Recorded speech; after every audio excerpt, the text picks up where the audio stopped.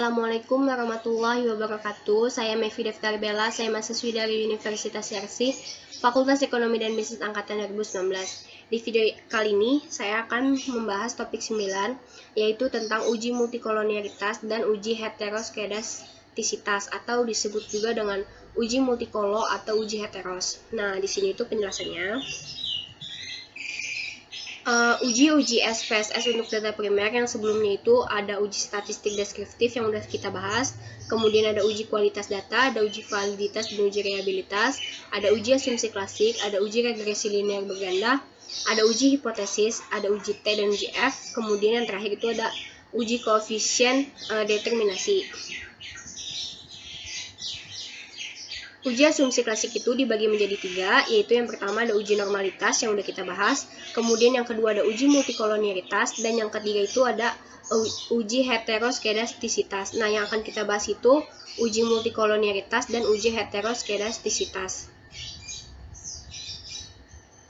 Uji multikolonialitas, menurut Gojali tahun 2011, uji multikolonialitas bertujuan untuk menguji apakah model regresi ditemukan adanya kolerasi antar variabel bebas. Model regresi yang baik seharusnya tidak terjadi kolerasi di antara variabel independen.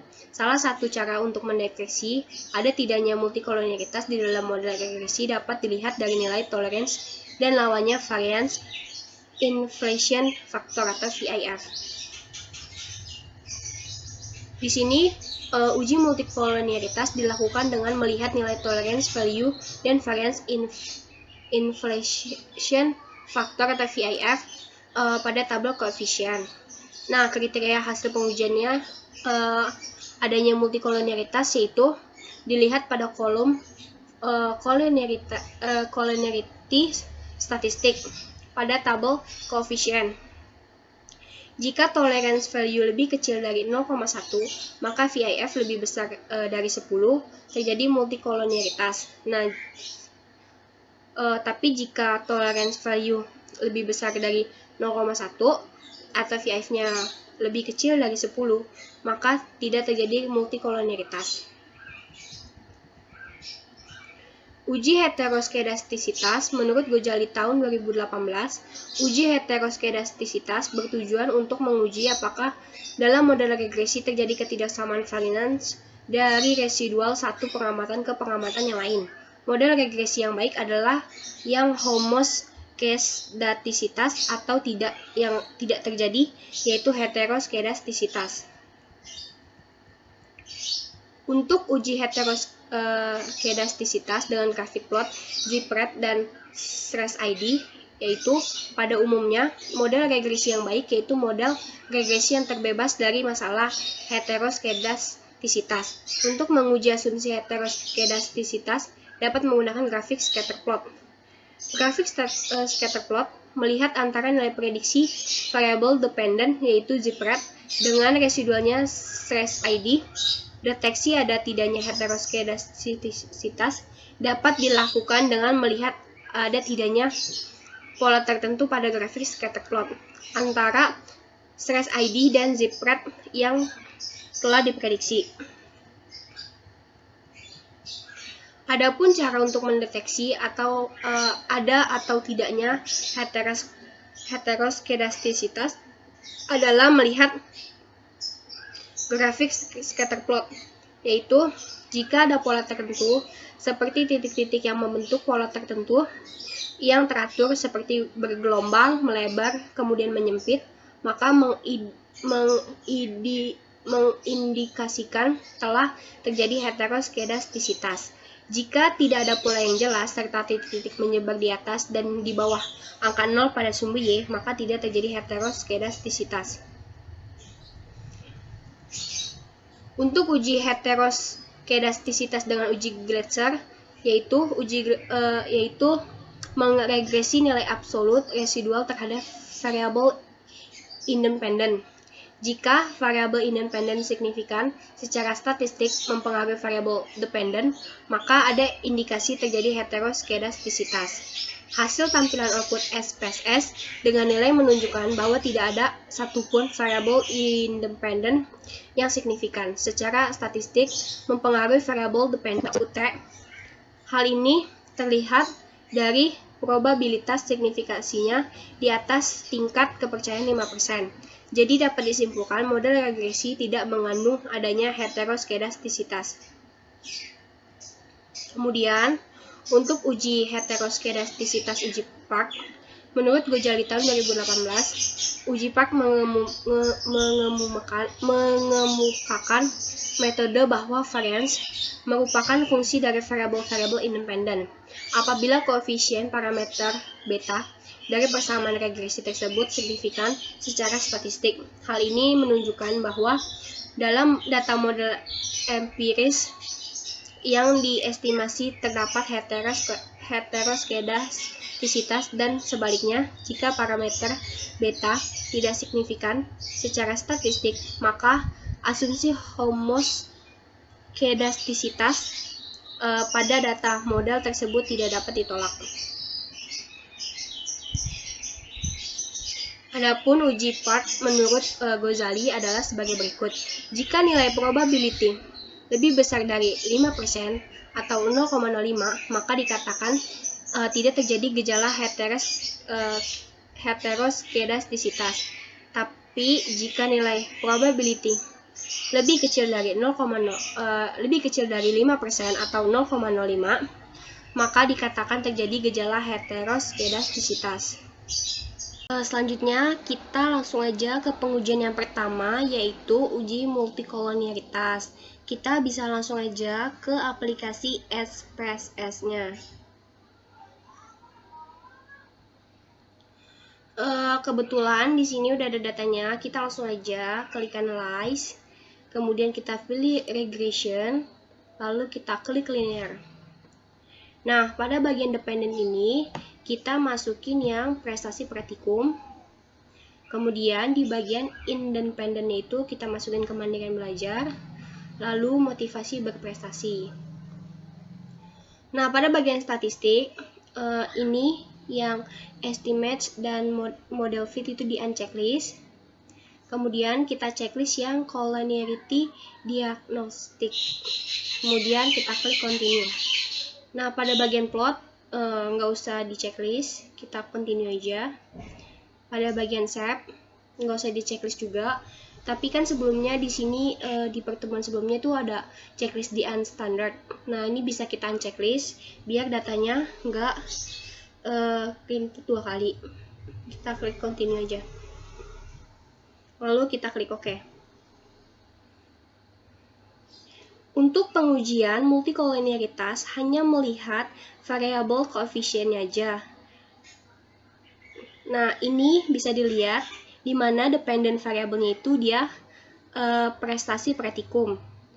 Di sini pada variabel kemandirian belajar dan motivasi berprestasi itu memiliki nilai tolerance dan VIF yang sama, yaitu 0,789 dan 1,268.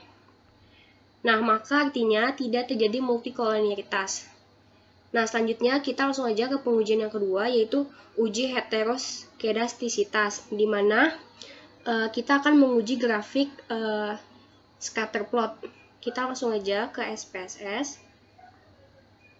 Di sini, untuk pengujian scatter plotnya, kita klik analyze, terus kita pilih regression, kemudian kita klik linear. Nah, di sini tuh kita checklistin di bagian plot, yaitu pada bagian Y kita masukin stress ID, kemudian di bagian X-nya itu kita masukin yang zip red. Kemudian kita klik continue, lalu kita klik OK.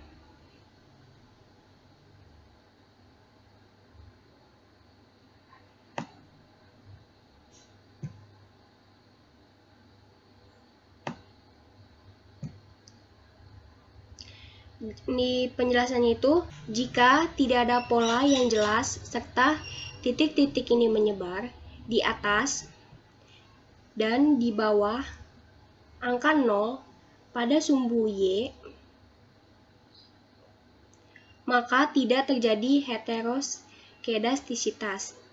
Nah, kekurangannya itu kita hanya dapat menyimpulkan secara kasat mata bahwa masih belum akurat.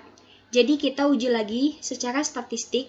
Di sini ada uji Glatzer. Caranya yaitu kita harus mengcompute datanya pada data ABS. Di sini kita bisa input. Kita klik transform.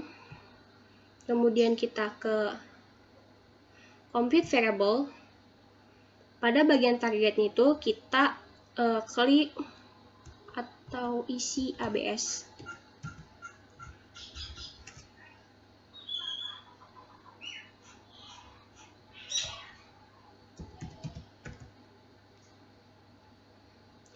Kemudian pada bagian function group itu kita klik all. Dan pada bagian function and special variable, kita klik yang ABS, kemudian kita klik. Nah, di numeric expression ini kita bisa relate, kemudian kita masukkan yang understart ini. Lalu kita mulai pengujiannya, yaitu kita klik OK dulu.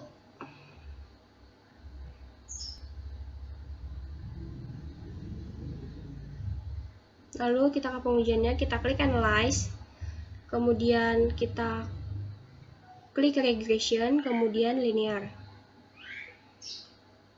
Nah, dependennya ini kita ganti menjadi ABS.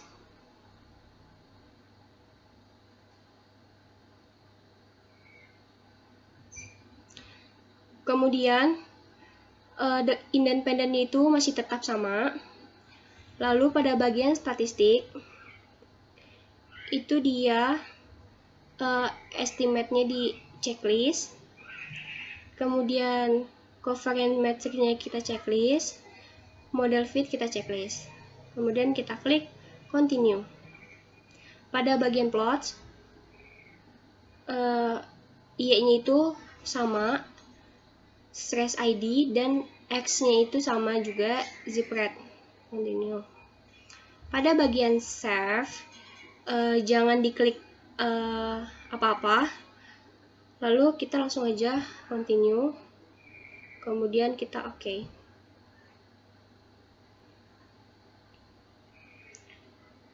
Nah, penjelasannya itu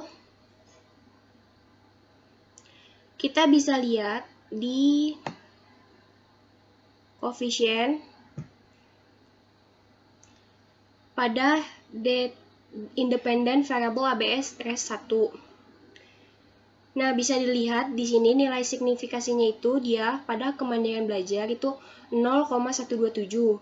Nah, motivasi berprestasinya ini di nilai SING-nya itu dia 0,020. Di sini bisa dilihat dari probabilitasnya itu signifikasinya itu di atas tingkat kepercayaan 5%. Jadi dapat disimpulkan model regresi ini tidak mengandung adanya heteroskedastisitas. Lalu selanjutnya kita ke pengujian selanjutnya, yaitu ke pengujian uji part. Kita bisa klik transform.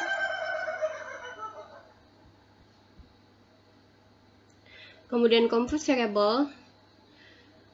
Terus di bagian target variabelnya itu kita ganti menjadi res. Nah, ini ABS res 1. Ini function groupnya itu all. Terus ininya masih ABS. Nah, terus di numeric expression itu res 1 dikali atau dikasih tanda bintang understart.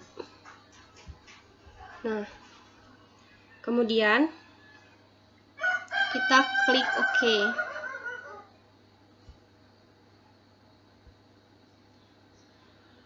Lalu sekarang kita cari untuk ln-nya. Kita klik transform. Kemudian kita compute variable. Lalu kita ganti menjadi ln res 2. Kemudian di functionnya grupnya itu all, di function and special variablesnya itu kita cari yang ln.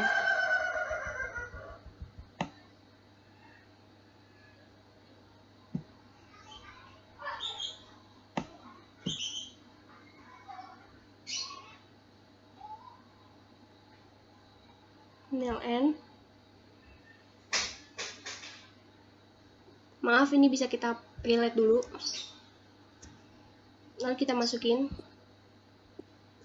Nah, di numeric expression itu kita masukin yang res 2.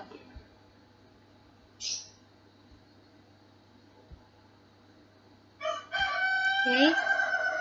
Kemudian klik OK.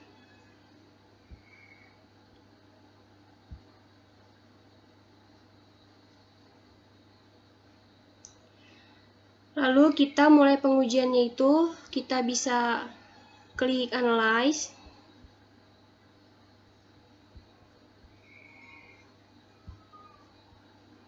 Kemudian Regression, kita pilih Linear. Kemudian pada bagian Dependent ini, kita ganti menjadi ln res 2. Di independentnya itu masih kemandirian belajar total B dan motivasi berprestasi total M. Kemudian di statistiknya itu bisa kita unchecklist yang covariance metric dan collinearity diagnosis. Kemudian kita klik continue. Lalu kita klik OK. Maka penjelasannya itu untuk tabel koefisien, di sini kita bisa lihat pada dependent variable ln res 2 itu dia berdasarkan tabel outputnya diketahui nilai signifikasi atau SING pada variabel kemandirian belajar atau X1, yaitu dia nilai SING-nya 0,260. Kemudian pada bagian variabel motivasi berprestasi, dia nilai SING-nya itu 0,066. Maka dapat disimpulkan dengan dasar pengambilan keputusannya itu pada uji PARCC pada di PPT sebelumnya, itu disimpulkan bahwa model regresi tidak terdapat heteroskedastisitas.